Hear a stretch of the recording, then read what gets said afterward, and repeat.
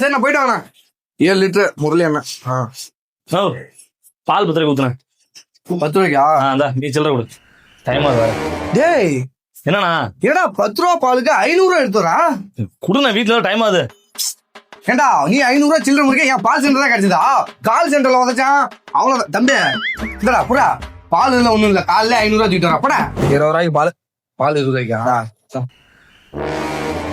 என்னடா அது கீஞ்ச நோட்டு எடுத்து வரா? கிஞ்சு நோட்டா? ஏண்டா டேப் போட்டி இருக்கு அப்படியேடா தெரியல. சரி கூட வேற கடையில கொடுத்து நான் இது பண்ணிக்கிறேன். பால் ஊத்தி கொடு. காசு கணக்குல எழுதிங்கண்ணா. அவருனா கணக்குல எழுதி இருப்பாரு. தம்பி அவர்லாம் இங்கெல்லாம் இல்ல. இப்ப நான் ஊத்துறதான். பால் இல்ல ஒண்ணும் எடுத்துட்டு போடா. பால் இல்ல ஒண்ணு இல்லையா? போய் போய் நல்லா லோக்கல்ல இருக்க ஆளு தானே, ஊத்திக்கணும். நல்ல நோட்டு எடுத்து நான் பால் ஊத்துறேன். போ கிளம்பு. அண்ணே போடா. காசு இல்லாம வந்து இங்க கணக்குல எழுதி. கணக்கு ஏற்கனவே அதிகமா போயிட்டு இருக்கு. அண்ணா இது 5 ரூபீஸ்க்கு பால் வேணும்ண்ணா. 5 ரூபாய்க்கா?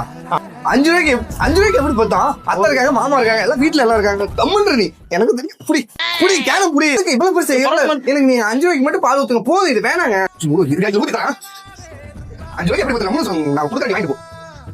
5 ரூபாய்க்கு இவ்வளவு வலியுது. இன்னும் வலியுதா? என்னது பாலை சொன்ன? பால் நம்பிச்சு போதும் கொடுங்க. புடி புடி.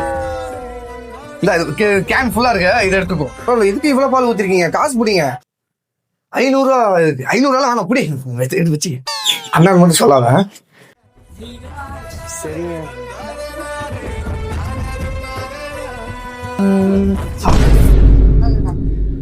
என்ன தம்பி காசு எடுத்து வந்தீங்களா? வீட்டுக்கு போயிட்டு பால் ஊத்தணுமா?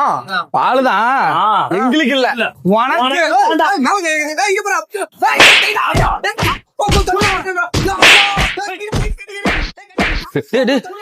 தம்பி என்னப்பாங்க சத்தம்? நோ பால் ஊத்துற பையன் இருக்கான்ல? ஆமாம்பா. அவனுக்கே பால் ஊத்திட்டானுங்கண்ணா. அடா என்னடா இது ஊர. நீ என்ன போற? பிரச்சனை வாங்க நம்ம போலாம். வண்டி என்ன?